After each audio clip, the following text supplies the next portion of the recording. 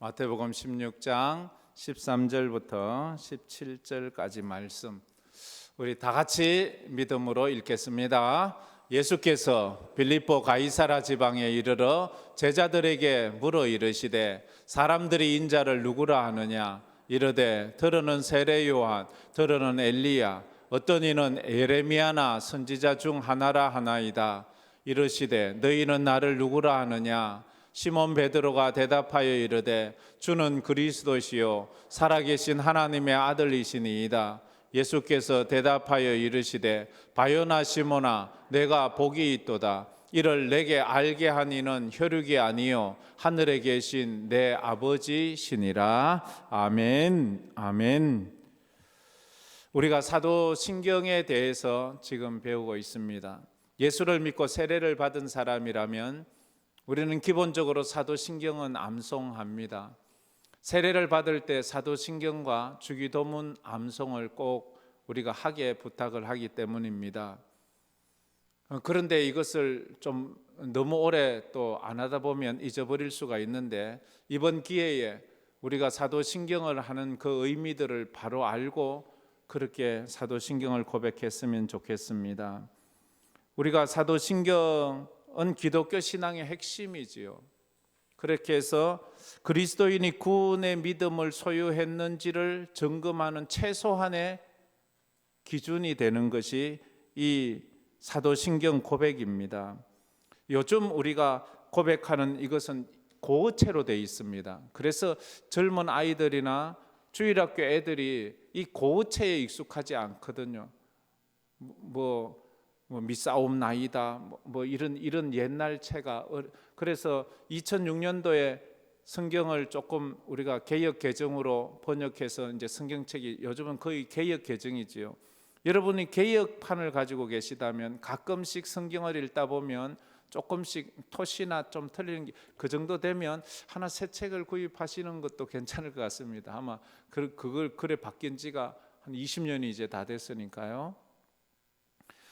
그러면서 주기도문과 사도신경으로 새로 번역을 했습니다.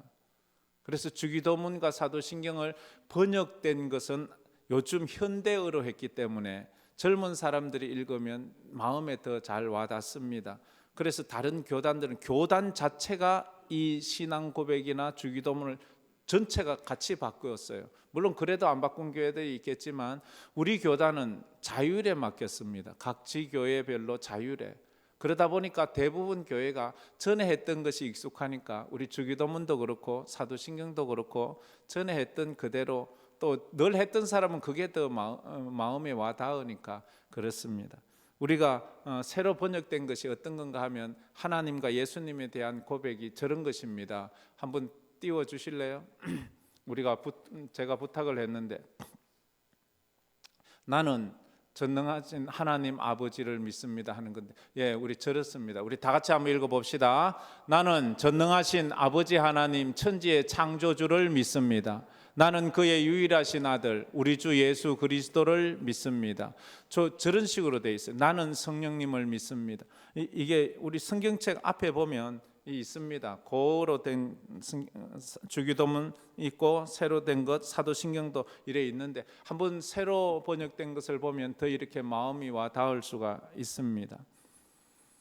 예수님이 오늘 본문에 보면 가이사라 빌립보 지방에 가서 제자들에게 묻습니다. 얘들아 세상 사람들이 나를 누구라 하더냐.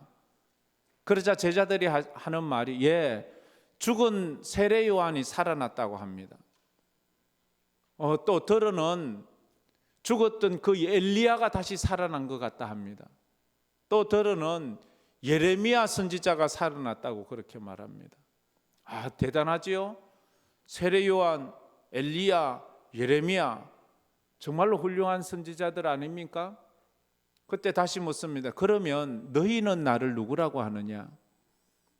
그때 베드로가 용기 있게 나와서 하는 말이 주는 그리스도시요 살아계신 하나님의 아들입니다 라고 그렇게 고백을 했습니다. 그 고백을 듣고 예수님께서 얼마나 기뻐하셨는지 그를 칭찬합니다. 17절에 예수께서 대답하여 이르시되 믿음이 없고 이것은 곧 17장이네. 17절에 예수께서 대답하여 이르시되 바요란 시몬아 내가 복이 있도다. 이를 내게 알게 한 이는 혈육이 아니요 하늘에 계신 내 아버지. 이 고백을 하는 것은 하늘에 계신 아버지께서 그렇게 하게 했다고 말씀을 하고 있습니다. 사도신경은 내가 무엇을 믿어야 할지, 내가 무엇을 믿는지에 대한 고백입니다. 누군가가 묻는다면 당신의 이 예수를 믿는 믿음은 무엇입니까? 라고 물으면 사도신경을 고백해 주면은 딱 맞습니다. 믿으면 그 사람이 살아가는 방식이고 내용을 결정합니다. 가끔 이런 질문을 하죠. 저 사람은 왜 저래? 저 사람은 왜 저래 살아? 왜 그런 줄 아세요? 그가 그렇게 믿기 때문에, 그의 삶은 그의 믿음이 그를 살게 하기 때문에 그러는 거예요. 막 살아요. 인생을 막 살아요. 그 사람의 믿음이 그런 거예요. 성실하게 살아요. 손해보며 살아요. 그 사람의 믿음이 그를 살게 하는 것입니다. 오늘 여러분이 오늘 예배 자리에 온 것은 믿음이 있거나 없거나 주일은 예배를 드려야 돼 라는 여러분의 믿음이 예배당으로 여러분의 발걸음을 옮기게 한 것입니다. 지난주에 얘기 드렸다시피 사도신경의 첫 단어는 클레도입니다. 라틴어로 크레도. 이건 영어로 크리드라고 말하죠. 나는 믿습니다. 근데 이 클레도 라틴어 말은 두 단어가 합쳐져서 된 말이라고 했지요. 하나는 심장, 하나는 나는 드립니다. 클레, 심장, 나의 심장. 도는 나는 드립니다. 바칩니다. 나의 심장을 바칩니다 하는 그런 고백입니다. 그래서 하나님 앞에 나는 전능하신 아버지 하나님을 믿습니다. 이 말은 나는 전능하신 하나님께 내 심장을 바칩니다. 나는 예수님께 내 심장을 바칩니다. 이 말이 무슨 내 목숨을 바친다는 말이에요. 초대교회 성도들은 이런 고백을 하면서 신앙생활을 했어요. 고백이 다르잖아요. 나는 믿습니다 이 표현보다도 내 심장을 바칩니다 하는 이 고백은 더 강력한 고백이 됩니다. 사도신경은 크게 12가지 고백으로 나눕니다. 성부 하나님은 하나로 전능하시고 또 천지를 만드신 아버지 하나님, 이걸 둘로 나누는 사람도 있고 하나로 뭉치는 사람도 있어요. 예수님에 대한 성자에 대한 고백은 6가지지요. 예수님의 출생부터 다시 오심까지, 출생, 고난, 십자가, 부활, 성천, 재림, 그게 우리가 믿는 고백하는 이 사도신경 전체. 그 다음에 성령 하나님을 믿습니다. 성령 하나님께서 하시는 일, 거룩한 공예와 성도가 서로 교통하는 것과 죄를 사하여 주시는 것과 몸이 다시 사는 것과 영원히 사는 것, 그 모든 것들이 이 성령 하나님의 역사 가운데 있다는 것을 우리가 믿습니다. 우리 신앙 고백은 이게 다예요. 그래서 우리가 이 신앙 고백을 잘 알면 더 믿음이 강해져요. 건강한 신앙 고백이 건강한 신앙 생활을 하는 거예요. 건강한 정신에서 건강한 삶이 나오는 것과도 같습니다. 구슬이 스말이라도 깨어야 보배라는 말이 있습니다. 성경 지식이 파편적으로 막 흩어져서 이것저것 알기는 많이 아는데 이것을 갖다가 딱 조직화시키지 못하면 그 믿음이 너무 산만해요. 산만해서 안 돼. 우리가 돋보기도 그렇지요. 돋보기가 뭐예요? 돋보기로 빛을 딱 모아서 한 곳에 딱 집중하면 거기서 불이 일어나지만 돋보기에 들어오는 빛을 퍽퍽 퍼뜨려져 버리면 아무리 거기에 해도 불이 일어나지 않는 것처럼 우리의 믿음과 우리의 성경 지식을 딱 집약적으로 그 줄에 깨어서 하나의 목걸이를 만들듯이 만들면 거기에서 우리의 믿음이 강력해져. 예수님에 대한 그런 말씀들, 하나님에 대한 말씀들, 인간에 대한 말씀들, 구원에 대한 말씀들, 성령에 대한 말씀들, 종말에 대한 말씀들, 이런 것들을 딱 한테 모아놓은 걸 조직신학이라 그렇게 말씀드리지요. 성자에 대한 첫 번째 신앙 고백은 4가지입니다. 우리가 고백하는 한글의 문법 체계와 영어나 라틴어의 문법 체계가 좀 다르기 때문에 그 고백의 순서가 좀 다릅니다. 우리는 그 외아들 우리 주 예수 그리스도를 믿사오니 그 외아들 주 예수 그리스도인데 영어나 라틴어에서는 예수 그리스도 독생자 주라고 이렇게 되어 있습니다. 그래서 그 고백의 순서를 따라서 우리가 서로 이렇게 오늘 살펴보고자 합니다. 첫째로, 나는 나를 죄에서 구원하실 분은 오직 예수님 뿐임을 믿습니다. 우리 다 같이 읽어봅시다. 나를 죄에서 구원하실 분은 오직 예수님 뿐임을 믿습니다. 아멘. 이런 딱딱한 설교, 어쩌면 신학적인 설교는 좀 딱딱하잖아요. 근데 신학적인 설교는 모르는 내용은 없어요. 이미 많이 들었던 내용을 좀 체계적으로 이렇게 하는 거예요. 그래서 이런 데 좀 관심이 있는 사람은 이런 설교를 들으면 상당히 흥미를 느끼고 그게 그런 것이었구나 이렇게 깨닫는 사람이 있는가 하면, 또 어떤 사람들은 아이고 전에 다 아는 걸 자꾸만 하나 이렇게 생각하시는 분도 있는데, 여러분의 신앙이 건강한 기초 위에 쌓자면 신앙 고백이 건강해야 돼요. 그러면 어떤 삶이 와도 흔들리지 않아요. 믿음이 환경 따라 흔들리고 상황 따라 흔들리고 내 형편 따라 흔들리는 것은 내 믿음이 견고하지 않아서 그럴 때가 많습니다. 그래서 마음으로 믿어도 그 믿는 믿음을 입으로 시인하라고 성경은 말합니다. 난 마음으로 믿어요, 목사님. 그래요, 나는 마음으로 믿어요. 예배당 안 가도 나는 믿음이 있어요. 그러나 그의 삶이 믿음으로 입으로 고백될 때 건강하고 구원에 이른다고 말합니다. 로마서 10장 9절부터 10절까지 이렇게 말씀하지요. 다 같이 읽어봅시다. 내가 만일 내 입으로 예수를 주로 시인하며 또 하나님께서 그를 죽은 자 가운데서 살리신 것을 내 마음에 믿으면 구원을 받으리라. 사람이 마음으로 믿어 의에 이르고 입으로 시인하여 구원에 이르느니라. 입으로 시인하는 것이 얼마나 귀하고 소중한지 모릅니다. 마음으로 믿어도 구원받지만 입으로 시인하는 것은 공개적으로 내 신앙을 고백하는 것입니다. 초대교회 때는 이 공개적으로 자기 신앙을 고백하는 것은 목숨을 걸어야지만 할 수 있어요. 아무도 몰래 내 혼자 예수 믿는 것은 누구도 내 믿음을 모르니까, 보지를 못하니까, 모르니까 나는 안전해요.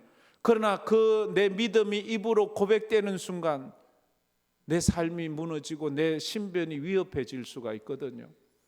근데 초대교회에서는 언제나 네 마음으로 믿어 구원에 이르지만 네 입으로 시인할 때 마음으로 믿어 의에 이르고 입으로 시인하여 구원에 이른다고 그렇게 분명히 말씀을 하고 있습니다. 어디를 가든지 나는 예수를 믿습니다. 요즘 예수 믿는다고 말한다고 감옥에 넣지 않습니다. 벌금 내라고 하지 않습니다. 직장에서 쫓아내지 않습니다. 그런데도 우리는 그 말하기가 주저스러울 때가 참 많이 있다는 거지요.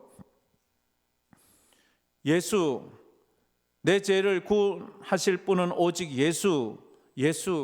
이 예수라는 이 호칭과 늘 같이 붙어 나오는 단어가 그리스도잖아요. 예수와 그리스도를 한 단어처럼 사용하는 사람들이 있습니다.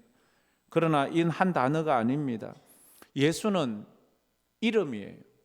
그리스도는 직분이에요. 쉽게 말하면 김일수 목사 이러면 이름은 김일수예요.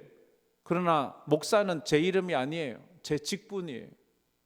그러나 그리스도라는 이 직분은 예수 외에 누구도 그 직분을 가진 자가 없으니까 예수님의 유일한 칭호 중에 하나가 되기도 해요. 그래서 어떤 성경에 보면 예수 그리스도라고 말하기도 하고 어떤 때는 그리스도 예수라고 말하기도 해요. 그래 왔다 갔다 하기도 하죠. 그래서 신학적으로 아주 예민한 사람들은 이것은 예수는 인성을 강조하고 그리스도는 신성을 강조하고 이렇게도 말하기도 하는데 그렇게까지 볼 거는 없을 것 같기도 해요. 그래서 이 예수의 이름이 뭔지, 예수는 이름이에요. 그리스도는 직분이고, 그래서 그 예수의 이름은 언제 줘요? 마리아가 잉태했을 때 그 남편 요셉에게 천사가 와서 말해준 이름이 바로 예수지요. 마태복음 1장 21절에 그래서 이렇게 말합니다. 아들을 낳으리니 이름을 예수라 하라. 이는 그가 자기 백성을 그들의 죄에서 구원할 자이심이라. 예수라는 뜻은 자기 백성을 죄에서 구원할 자라는 거예요. 예수라는 이름의 의미가 그렇습니다. 예수의 이름을 부르는 이유는 내 죄에서 구원받기 위해서 부르는 그 이름이에요. 이 이름이 어디서 왔는가 하면 구약에 보면 여호수아라는 사람이 있어요. 모세의 수종 들던 자 여호수아, 이스라엘 백성을 가나안으로 인도한 사람 여호수아. 히브리어로 여호수아가 헬라어로 번역되어질 때는 예수가 되는 거예요. 그래서 여호수아가 예수와 똑같은 의미를 가진 같은 단어입니다. 근데 가만히 보면 여호수아의 사역과 예수의 사역이 똑같아요. 예수는 이스라엘 백성들을 광야 40년 방황하던 그들을 가나안으로, 요단강 건너 가나안으로 인도한 사람이 여호수아예요. 우리 예수님은 우리가 이 땅에서 방황하던 우리들을, 예수 믿는 사람들을 데리고 천국으로 인도하시는 분이 우리 예수님이에요. 근데 여호수아와 예수님의 다른 점은, 여호수아는 하나님의 능력으로 요단강을 갈라 자기가 인도했을 뿐이지 자기가 뭐 한 건 없거든요. 그러나 예수님은 자기 몸을 찢어 자기 몸으로 하늘의 길을 열어 내가 곧 길이요 진리요 생명이라고 말씀하면서 예수님께서 자신의 몸으로 천국의 길을 만들어 우리를 인도하신 분이다라는 거예요. 그래서 예수 믿는 사람은 예수님의 이름의 의미를 잘 알아야 됩니다. 사도행전 4장 12절에도 분명히 이렇게 말씀을 하고 있습니다. 다 같이 읽어봅시다. 다른 이로서는 구원을 받을 수 없나니 천하 사람 중에 구원을 받을 만한 다른 이름을 우리에게 주신 일이 없음이라 하였더라. 구원받기 위한 이름은 예수밖에 없어요. 죄사함 받는 것은 예수밖에 없어요. 다른 이름을 자꾸 갖다 대지 마세요. 신천지, 여호와 적인, 통일교, 엉뚱한 이름 대지 마세요. 성경을 조금만 알아도 알 수 있는 이런 것들을, 다른 이름은 없다니까요. 오직 예수밖에 없다니까요.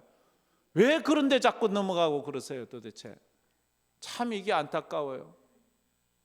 신천지에 제일 많이 가 있는 사람들이 누구예요? 기성교회 사람들이잖아요. 예수 전혀 모르거나 다른 종교를 가진 사람들이 거기 많이 가 있는 게 아니고요. 기성교인들이 이유가 뭐예요?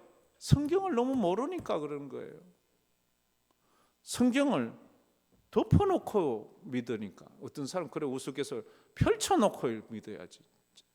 제대로 좀 그렇게 하면 조금만 알아도 상식적으로 알 수 있는 것인데, 예수의 이름은 병 고치는 이름이 아니에요. 죄 사함 받는, 구원받는 이름이에요. 예수 이름은 귀신 쫓아내라고 준 이름이 아니에요. 예수 이름은 부귀영화 받으라고 준 이름이 아니에요. 예수는 죄 사함 받는, 자기 백성을 저들의 죄에서 구원할 자라고 하는 거예요. 이것이 분명해야지 흔들리지 않거든요. 그러나 이 예수에 대한 이름이 분명하지 않으니까 안 되는 거예요. 전도할 때 그래서 분명히 잘 전도해야 돼요. 교회 가면 아이들이 잘 돼. 교회 가면 병도 낫는데, 교회 가면 뭐 하는 일이 잘 돼. 그래서 교회 왔어요. 그래서 다 잘 되면 좋잖아요. 그래서 잘 되면 다 좋은데 어떻게 다 돼요? 예수 믿으면 무조건 자식이 다 잘 되나요? 먹고 사는 거 다 잘 되고 아프지도 않나요? 예수 믿었는데 아픈 거예요. 예수 믿었는데 문제가 생긴 거예요. 그럼 뭐예요? 내가 이래도 예수를 믿어야 하나? 예수 믿어도 별거 없네? 이렇게 나오는 거예요. 분명히 예수를 믿는 이유와 의미를 이야기해 줘야 돼요. 로마서 10장 13절에는 누구든지 주의 이름을 부르는 자는 구원을 받으리라. 주의 이름, 예수를 부르는 자는, 주의 이름이 뭐예요? 예수잖아요. 그 이름을 예수라 하라. 두 번째로, 예수님이 십자가에 죽고 부활하심으로 그리스도가 되신 것을 믿습니다. 우리 다 같이 읽겠습니다. 예수님이 십자가에 죽고 부활하심으로 그리스도가 되신 것을 믿습니다. 저게 참 중요해요. 예수가 십자가에 죽고 부활하심으로 그리스도가 된 거예요. 예수는 이름이잖아요. 그리스도는 직분이잖아요. 쉽게 말해서 제가 어떻게 목사가 되었나요? 예수님이 어떻게 그리스도가 되었나요? 그 말하고 같아요. 저는 신학을 공부하고 강사고시를 치고 목사고시를 치고 목사 안수를 받아 목사가 되었습니다. 그러나 예수님은 어떻게 그리스도가 되었나요? 예수님이 그리스도됨에 증거가 있어야 될 것 아니에요. 그리스도란 말은 기름 부음을 받은 자라는 뜻이에요. 기름 부음을 받았다. 헬라어죠. 그리스도는 히브리어로는 메시아라는 뜻이에요. 메시아가 그리스도예요. 한국말로는 구세주, 구원자라는 뜻이에요. 그러니까 그리스도나 메시아나 구원자나 똑같은 의미를 가진 말이에요. 그리스도. 우리 한국에서는 이 개신교를 기독교라고 말합니다. 기독교라는 단어는 어디서 왔나요? 이래 물으면 좀 당황해하는 사람들이 들어있어요. 기독교라는 단어는 원래 중국 한자어에서 온 거예요. 우리 한글, 우리 성경이 처음 번역된 것은 헬라어 히브리어에서 된 것이 아니라 중국어에서 한자에서 번역된 거예요. 한자가 근데 원어에서 아주 번역된 것이라서 굉장히 원어에 가까운 말인데, 거기 한자에 보면 그 그리스도를 번역한 것이 이 한자로 그리스도 이렇게 돼요. 그것이 한글로 바뀌면서 기독으로 점점 기독이 돼. 기독이라는 뜻은 그리스도가 바뀌어서 된. 그래서 기독교라는 말은 그리스도교라는 그런 의미를 가지고 있습니다. 뭐 특별한 게 아니고 아주 단순한 거지요. 그리스도가 되기 위한 조건은 뭐예요? 그리스도가 어떻게 해서 그리스도가 되기 위해서는 죄인들을 죄에서 구원해야 돼. 구원자거든요. 그리스도는 구원자는 사람을, 물에 빠진 사람을 건지듯이 죄에 빠진 사람을 건져야지만 그리스도가 될 수 있는 거예요. 예수님은 어떻게 그리스도가 되었어요? 지옥 가는 사람을 천국으로 가게 했습니까? 그것은 예수님이 그리스도가 가지는 삼중직으로 자기가 예수가 그리스도라는 것이 증명되었어요. 그리스도가 된 것은 삼중직이지요. 선지자, 제사장, 왕. 예수는 성육신 하시고 십자가 지시고 부활하심으로 그리스도임이 증명되었어요. 이 좀 어려운 말인데, 예수님이 어떻게 그리스도가 되느냐, 메시아가 되느냐, 그건 그의 삼중직, 선지자, 제사장, 왕직을 왜? 이 세 직분이 이스라엘 나라 성경에서는 기름 부음 받아 세워지는 직분자들이기 때문에 그래요. 예수님은 그래서 이 세 가지 직분을 다 가지고 있는 분이에요. 누가복음 2장 11절에 예수님이 태어날 때 천사들이 이래 말했어요. 오늘 다윗의 동네에 너희를 위하여 구주가 나셨으니 곧 그리스도 주시니라. 너희를 위하여 다윗의 동네에 구주가 나셨는데 그분이 그리스도라, 그분이 예수라고 말하지 않고 그분을 그리스도라고 말해요. 그분이 직분이 그리스도다라는 거지요. 선지자는 첫 번째 선지자인데, 선지자는 하나님의 뜻을 전하는 자예요. 하나님의 계시를 받아서, 구약의 선지자들도 어느 날 하나님의 계시를 받습니다. 하나님의 음성을 듣습니다. 그리고 그 음성대로 선포하는 것이 선지자가 하는 거예요. 그런데 구약의 선지자와 예수님이 다른 것은 뭐예요? 구약의 선지자들은 하나님의 말을 꿈이나 환상이나 자기가 기도하다가 듣고 그걸 전하는 사람이었지만, 예수님은 누구예요? 예수님은 말씀 자체예요. 하나님 자신이에요.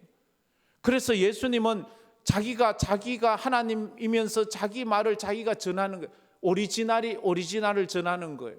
이거는 받아서 전하는 거예요. 이건 스스로 발광체가 있는가 하면 반사체가 있잖아요. 빛도 우리가 이렇게 거울이나 이런 거 받아서 비추는 빛이 있는가 하면 자체적으로 태양처럼 빛을 비추는 것이 있는 것처럼 예수님의 선지자 노릇이 그래서 달랐다는 거예요. 예수님의 제사장이 되셨어요. 제사장도 기름 부음을 받은 직함이에요. 제사장이 기름 부음 받았는데 구약의 제사장들은 제사를 드리는 사람입니다. 백성의 죄를 사해 주는 제사를 드려요. 그때 어떻게 늘 짐승을 잡아요. 양을 잡고 염소를 잡고 소를 잡아요. 자, 조금 너무 지루한 말일 수도 있는데 굉장히 중요한 말입니다. 구약의 제사장들은 짐승을 잡았어요. 짐승의 피를 흘렸어요. 그래서 그들은 매일 또 예배를 드리고 또 제사를 또 짐승을 잡고 매일 잡아도 그 죄가 또 죄를 짓는 거예요.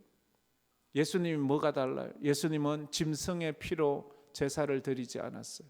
자기 피로. 예수님은 자기가 제사장이면서 자기가 제물이 되셨어요. 그래서 그분은 제사장이 되신 거예요. 그래서 우리 죄를 다 사해 주시는 거예요. 왕이에요. 왕은 어떤 사람이 자기 백성을 다스리고 인도하고 통치하는, 예수님은 만왕의 왕으로 오셨어요. 어떻게 그분은 왕이 되었나요? 십자가에서 사단 마귀의 머리를 박살내므로 이 세상의 권세 잡은 자들을 그의 발 아래 굴복시키고 땅 위 하늘에 있는 자나 땅에 있는 자나 땅 아래 있는 자나 모든 이름을 예수의 무릎 앞에 꿇게 하시는 그분의 능력으로 왕이 되신 거예요. 그래서 우리는 그분을 만왕의 왕으로 찬양을 해요. 그래서 이스라엘 백성들이 예수를 그리스도라 부르기를 시작한 것이 부활을 확정하고 해요.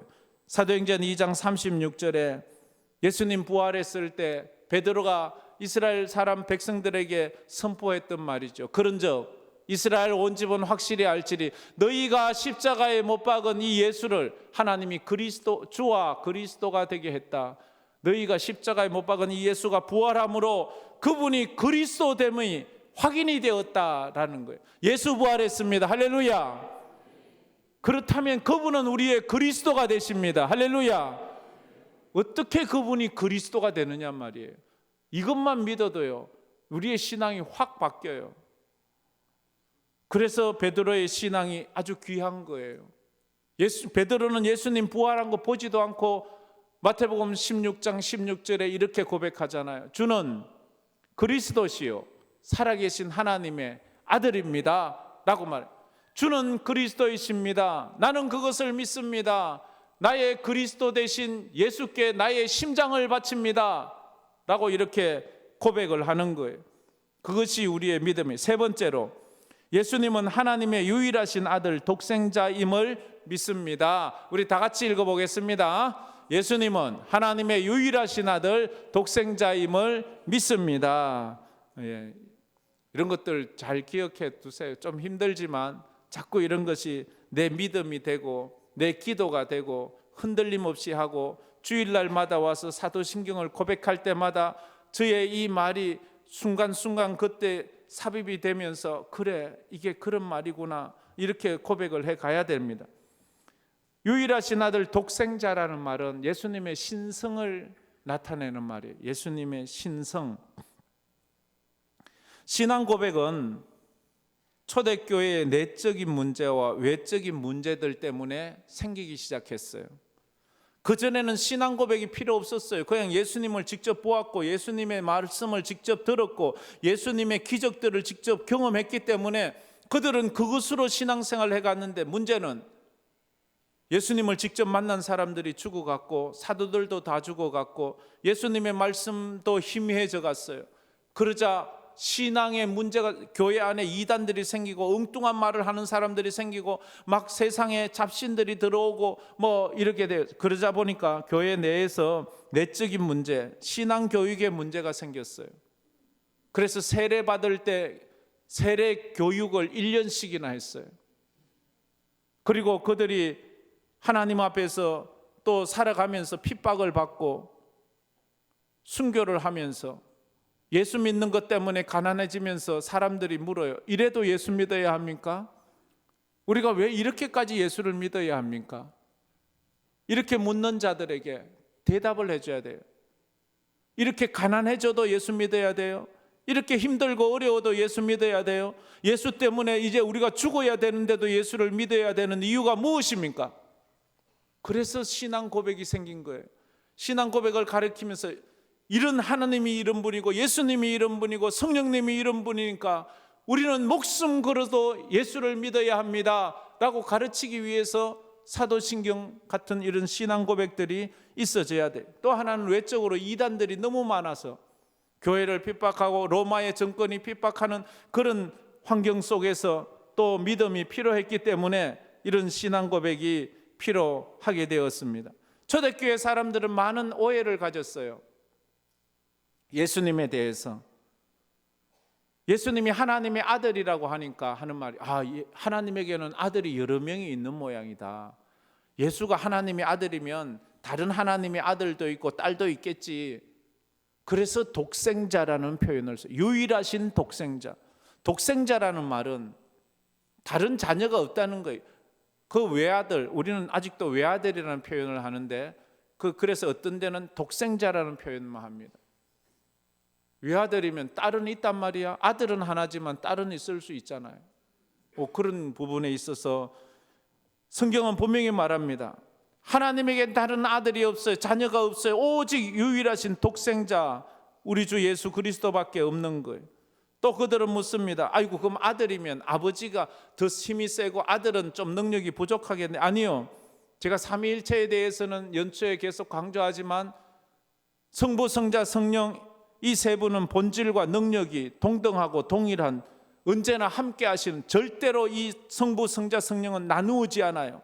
떨어지지 않아요. 언제나 함께 하세요. 그래서 창조 때에도 함께 하셨고, 예수님 십자가 질 때도 함께 하셨고, 재림하실 때에도 함께 하실 거예요. 아담을 만들 때도 함께 했어요. 그래서 우리가 우리의 형상을 따라 우리의 모양대로 사람을 만들자, 우리라는 엘로힘은 복수예요. 복수지만 단수예요. 언제나 하나님, 그래서 부활도 우리가 이해해서 믿는 게 아니라 믿음으로 이해가 가능하듯이 삼위일체 교리도 이해는 안 되는 거예요.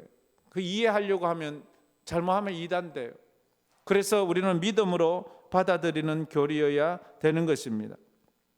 또 하나는 예수님도 하나님의 아들이고 우리도 하나님의 자녀라고 하니까, 예수님도 하나님의 아들, 우리도 하나님의 자녀.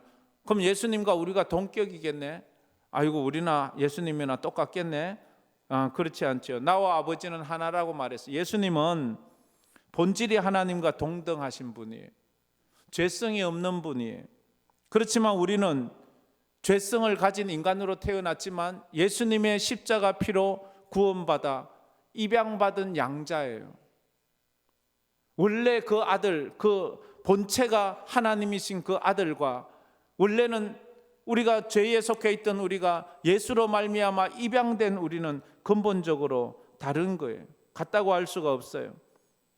그래서 요한복음 3장 16절에 이렇게 말하지요. 우리가 늘 잘하는 말이죠. 저 고백을 다 같이 한번 해보겠습니다. 하나님이 세상을 이처럼 사랑하사 독생자를 주셨으니 이는 그를 믿는 자마다 멸망하지 않고 영생을 얻게 하려 하심이라.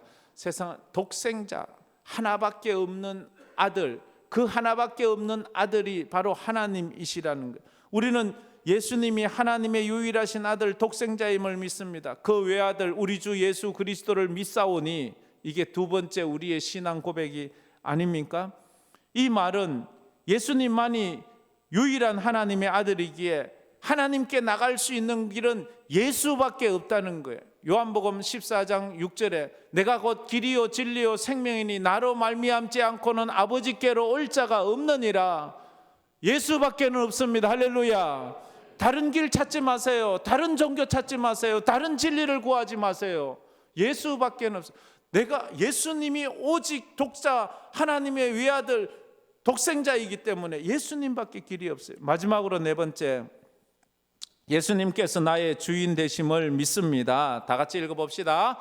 예수님께서 나의 주인 되심을 믿습니다. 주인이에요.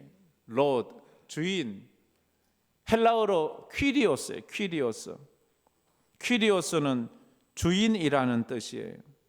이 말이 어디서 왔는가 하면 구약 성경에 여호와라는 하나님의 이름이 있어요. 여호와라는 이름은 오늘날 우리가 이제 유추해서 발음하는 것이, 하나님의 정확한 이름은 아무도 몰라요. 구약 시대에 하나님의 이름이 글자로 떡 나오면 서기관들과 제사장들은 그 이름을 읽지 않았어요. 그 이름 대신에 아도나이라고 불렀어요. 우리도 부모님 이름 함부로 거론하지 않잖아요. 너 아버지 이름 뭐야 하면 무슨 자 무슨 자입니다 이렇게 말하지 않습니까? 하나님의 이름을 어떻게 죄인이 함부로 거론한단 말이냐. 그래서 하나님의 이름이 있는데도 아도나이라고 불렀어요. 요즘은 이제 그 이름이 여호와라고 생각해서 우리가 여호와라고 읽지만, 또 다른 교단에서는 야훼라고도 그렇게 말하기도 합니다. 뭐 어떻게 발음하듯이 괜찮습니다. 그러나 정확하지는 않습니다. 그 아도나이가 주예요. 주인이에요. 그 아도나이에서 온 단어, 헬라어 단어가 퀴리오스예요. 2000년 전 로마 시대에 이 퀴리오스라는 단어는 누구에게만 썼는가 하면 로마 황제 시저에게만 썼어요. 시저를 신격화하기 위해서 사용한 단어가 퀴리오스예요. 그런데 오직 황제에만 써야 되는 이 단어를 예수 믿는 그리스도인들이 예수님에게 쓴 거예요. 예수님은 나의 퀴리오스입니다. 나의 주님이십니다. 오직 황제에게만 써야 될 이 칭호를 예수에게 쓰니까 이건 반역이에요. 이 칭호를 쓴다는 것은 죽음을 각오하는 거예요. 그럼에도 불구하고 사람들이 그 말 취소하고 황제가 퀴리오스 주라고 고백을 해. 아니요, 예수가 나의 퀴리오스입니다. 주님입니다. 그렇게 고백을 하면서 초대교회 사람들은 수없이 순교를 당하면서도 예수를 주님 퀴리오스라고 고백을 했어요.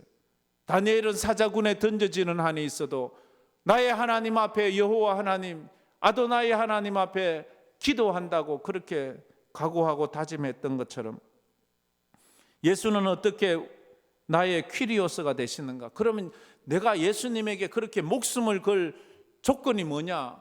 왜 무엇 때문에 나는 예수를 위해서 그를 주라고 퀴리오스라고 부르고 죽어가야 되는가? 첫째는 예수님은 나를 창조하시고 내 인생을 주관하시는 분이기 때문입니다.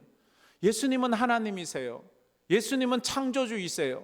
그리고 내 인생을 주관하시는 분이니까 나를 만드신 분이 나의 주인이잖아요.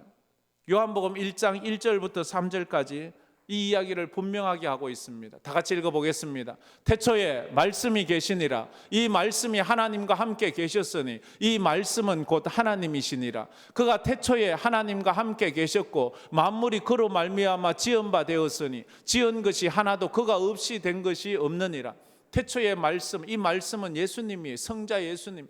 태초에 말씀이 계셨고 말씀으로 천지를 창조하셨고 그 만물이 예수님 말씀 없이 지은 것이 하나도, 예수님께서 온 인류 만물을 지으시고 우리 지으실 때 우리도 이 땅에서 태어나지 않았습니까? 아니 나는 뭐 아마 수천 년 전에 예수님이 하나님이 지었지 나는 뭐 지금 태어났는데 나 같은 걸 아니요.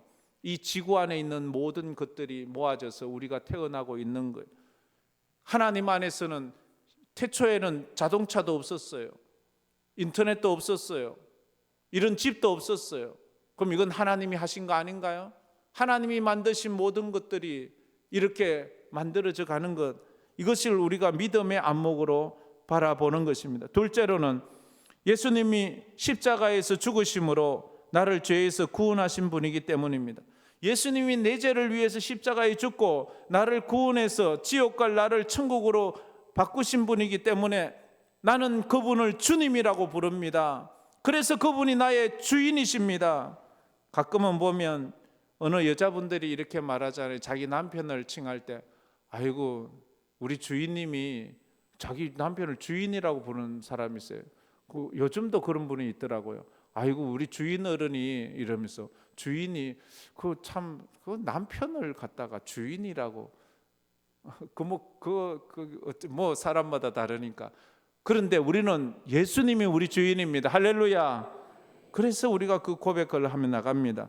로마서 5장 10절에 그 말씀이 있지요. 다 같이 읽어보겠습니다. 곧 우리가 원수 되었을 때에 그의 아들의 죽으심으로 말미암아 하나님과 화목하게 되었은즉 화목하게 된 자로서는 더욱 그의 살아나심으로 말미암아 구원을 받을 것이니라. 우리가 원수 되었을 때 그 아들이 죽으셨잖아요. 그래서 하나님과 화목해, 하나님과 원수가 아니라 하나님의 자녀가 되게 해 주셨다는 거예요. 예수님이 나의 주인 되심을 믿습니다 라는 말은 나는 내 심장을 나의 주인 되신 예수 그리스도 하나님의 독생자에게 바칩니다 하는 이 강력한 이 말이에요. 이게 얼마나 강력한 말인 줄 알아요? 우리 다 같이 한번 읽어봅시다. 나는 내 심장을 나의 주인 되신 예수 그리스도 하나님의 독생자에게 바칩니다 하는 그런 의미입니다. 여러분의 삶에 예수가 주인 되기를 주의 이름으로 축복합니다.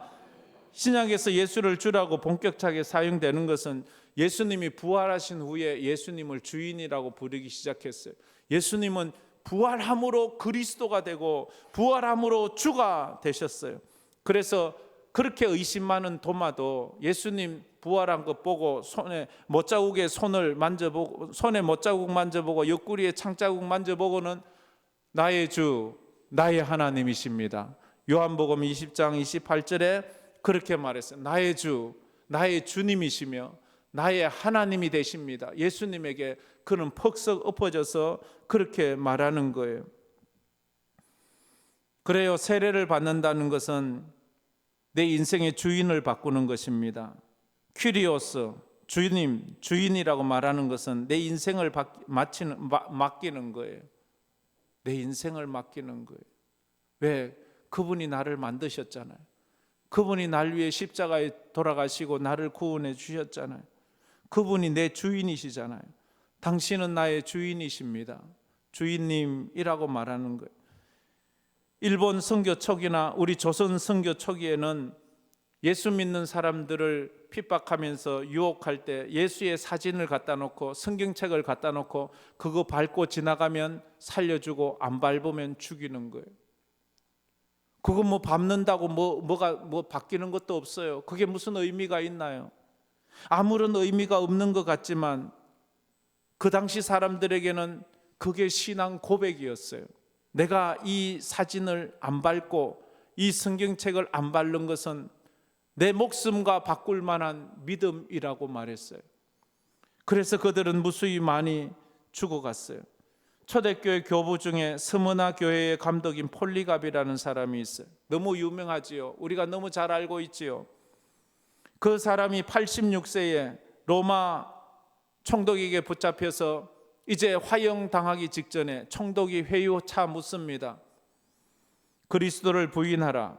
그래야면 풀어주겠다라고 말했어요. 그때 저 폴리갑이 했던 말 아직도 전해지고 있지요. 폴리갑은 말하기를 주님께서 나를 86년 동안이나 한 번도 모른다고 하지 않으셨는데 이 늙은 몸이 이제 좀 더 생명을 연장하려고 예수님을 모른다고 할 수 있겠는가? 그럴 수 없습니다. 그래서 결국 폴리갑은 화형당해 순교를 했습니다. 왜 그랬나요? 그는 왜 그랬나요? 나이 많으면 목숨이 안 아까운가요? 아니잖아요. 그것이 그의 믿음이었기 때문입니다. 내가 화형당해 죽어도 예수를 주라고 고백하는 것이 그의 믿음이었기 때문입니다. 진정 예수가 주님임을 믿는다면 내 인생을 맡기게 되어 있습니다. 예수님이 날 만드시고 나의 퀴리오스가 되어주시고 나를 죄에서 사해 주신 그리스도라면 내 인생을 맡기는 거예요. 인생이 복잡하고 힘들고 어려울 때 십자가 앞에 서면요 단순해져요. 복잡한 거 없어요. 막 힘들고 어렵고 막 세상이 다 뒤집어질 것 같은데 십자가 앞에 딱 서면 맞아, 언젠간 하나님 앞에 서고 믿음으로 서는 자만이 구원받는다 생각하면 단순해져요. 복잡할 때 십자가를 바라보십시오. 마지막으로 여러분에게 질문하겠습니다. 한번 대답해 보십시오. 당신은 독생자 예수 그리스도가 주님이심을 믿습니까? 저거 그대로 한번 읽어봅시다. 다 같이. 당신은 독생자 예수 그리스도가 주님임을 믿습니까? 나는 믿습니다. 이 고백이 중요해요. 고백은 1인칭이에요. 1인칭이에요. 전혀 복수가 아니에요. 옆에 있어도 부모 자식 간에도 부부 간에도 쌍둥이도 믿음은 1인칭이에요. 우리라고 말하면 안 돼요. 내가 믿는 거예요. 내가 믿는 거예요. 여러분 각자가 믿어 구원에 이르는 은혜가 있기를 주의 이름으로 축복합니다. 이 말씀 생각하면서 우리 찬양 부르며 나아가겠습니다. 오랜만에 살아계신 주 우리 찬양해 봅시다.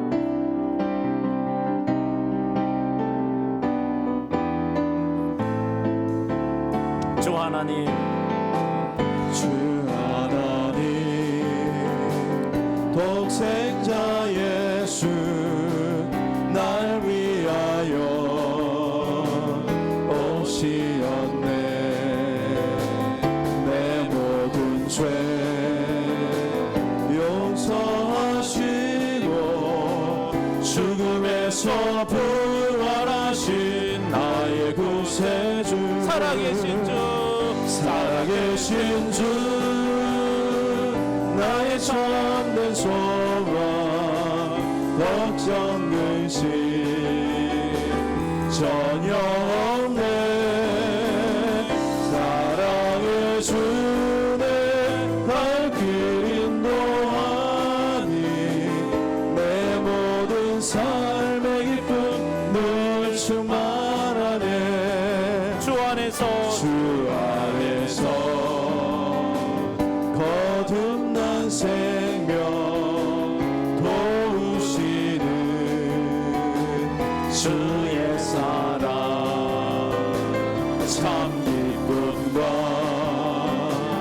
확신 가지고 예수님의 도우심을 믿으며 살리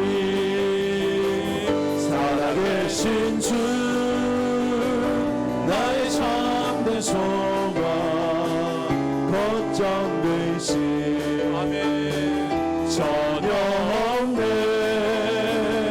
사랑의 주내 발길 인도하니 내 모든 삶의 기쁨 늘 충만하네 그 언젠가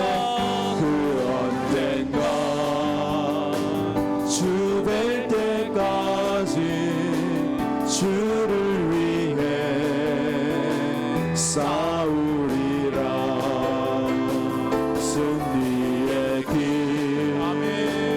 멀고 험해도 주님께서 나의 앞길 지켜주시리 살아계신 주 나의 참된 소망 걱정 되시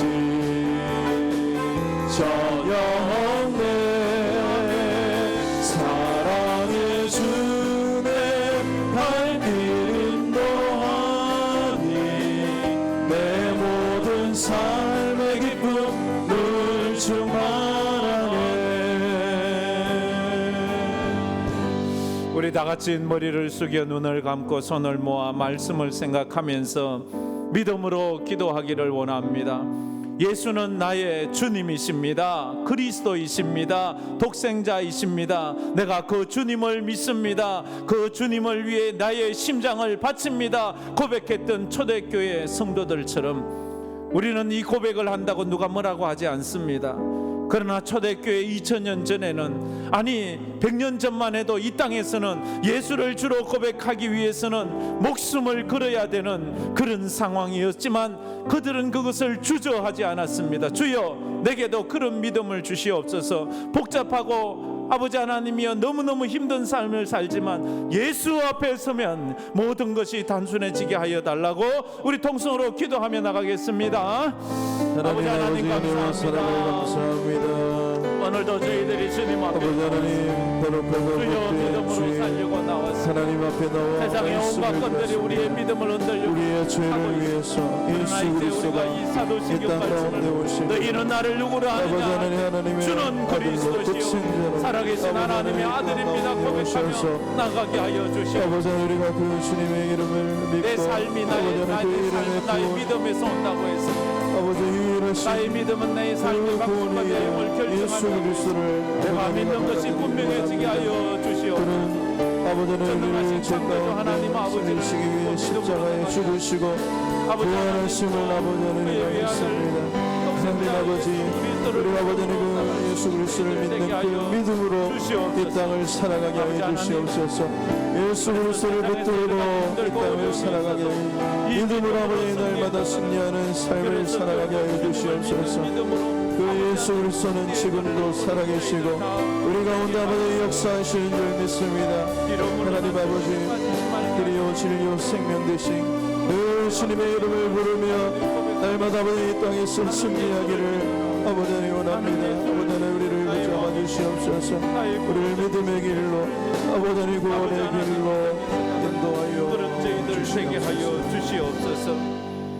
사단 마귀는 세상의 삶 속에서 온갖 방법과 수단과 형편으로 우리를 공격해 오면서 예수를 부인하라, 예수를 떠나라 말하지만 우리를 구원하신 그 예수 그리스도에 대한 믿음이 너무 확실하기에 나를 죄인에서 구원하신 그 예수님의 이름을 붙잡습니다.